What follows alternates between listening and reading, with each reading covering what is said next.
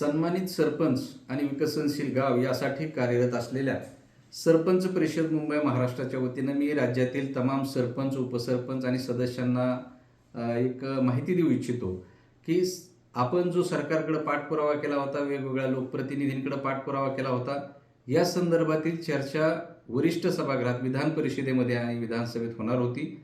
आज मात्र आपण जे मुद्दे मांडले होते की गावठाण वाढीचा जो प्रश्न आहे की गेल्या 60 वर्षापूर्वी गावठाण ठरलं गेलं, परंतु लोकसंख्या जसं जसं वाढत गेली तसं लोक गावाच्या बाहेर गेले, तर ती घरं ग्रामपंचायतच्या नोंदीत घेण्यात यावी.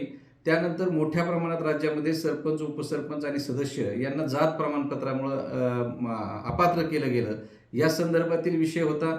त्याच्यानंतर आपल्या स्वतंत्र आपल्याला जे मुंबईमध्ये सरपंच भवन पाहिजे त्याचा एक विषय होता. त्यानंतर ब्रॉडबँड सेवा जी ग्रामपंचायतला पुरवण्यात येणार होती, या संदर्भात सरपंच परिषदेने माहितीच्या अधिकारात माहिती मागवली होती. तर 34,000 कोटी रुपये 2012-13च्या दरम्यान राज्यामध्ये खर्च करण्यात आले, परंतु एवढा पैसा खर्च होऊन राज्यातील कुठल्याही ग्रामपंचायतीला ब्रॉडबँड सेवा देण्यात आलेली नाही. तो एक विषय आहे. जिल्हा नियोजन मंडळावर सरपंचांचा एक प्रतिनिधी असावा, हा विषय आहे.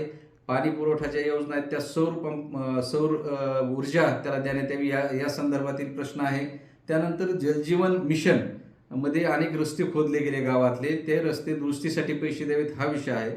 आणि प्रत्येक गावाला स्वतंत्र ग्रामसेवक देण्यात यावा, हा विषय आहे. कॉम्प्युटर ऑपरेटरचा विषय आहे. त्यानंतर बंधित अबंधित निधीचा विषय आहे. या सर्व विषयावर आज चर्चा होणार होती, परंतु ग्रामविकास मंत्री आणि ग्रामविकास विभागाच्या अधिकाऱ्यांनी आजच्या ऐवजी या संदर्भातील त्यांना काही माहिती घ्यायची आहे. त्यामुळं जे अपात्र सरपंच आहेत या संदर्भात मी जे आत्तापर्यंतच्या मागण्या केल्या, या संदर्भात सोमवारी सभागृहात चर्चा होणार आहे. ही माहिती मी सरपंच परिषदेच्या माध्यमातून राज्यातील तमाम सरपंच, उपसरपंच, सदस्य आणि गावकऱ्यांपर्यंत पोहोचू इच्छितो. धन्यवाद.